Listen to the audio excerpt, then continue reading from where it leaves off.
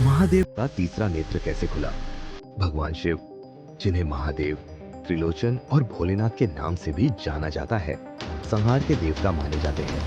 उनका तीसरा नेत्र उनके अद्भुत शक्ति और क्रोध का प्रतीक है। लेकिन क्या आपने कभी सोचा है कि भगवान शिव का तीसरा नेत्र कैसे खुला और क्यों? इस कथा का उल्लेख वाल्मीकि रामायण और शिव पुराण में मिलता है। कामदेव का अहंकार और देवताओं की चिंता एक समय की बात है, जब माता पार्वती भगवान शिव को पति रूप में पाने के लिए कठोर तप कर रही थी। उधर असुरों का आतंक बढ़ता जा रहा था और देवताओं को झांक हुआ कि सिर्फ भगवान शिव और माता पार्वती के पुत्र से ही तारकासुर नामक दैत्य का वध हो सकता है। लेकिन भगवान शिव गहरे ध्यान में लीन थे।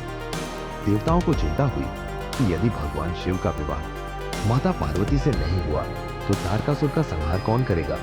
तब उन्होंने प्रेम के देवता कामदेव को शिव जी का ध्यान भंग करने के लिए भेजा।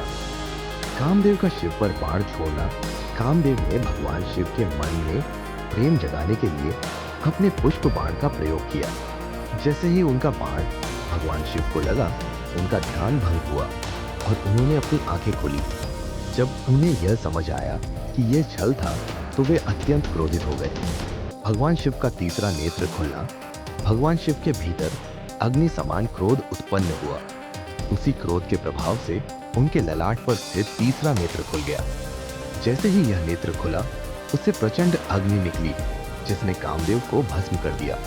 इस घटना से पूरा ब्रह्मांड कांप उठा और देवी रति, कामदेव की पत्नी, विलाप करने लगी।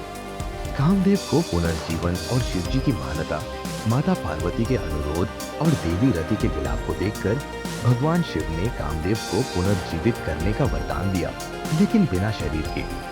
तभी से कामदेव अनंग, अदृश्य प्रेम के रूप में पूजे जाने लगे।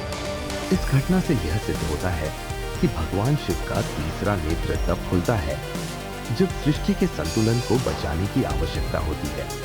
उनका यह नेत्र केवल संहार के लिए नहीं, बल्कि नए सृजन की शुरुआत के लिए भी खुलता है।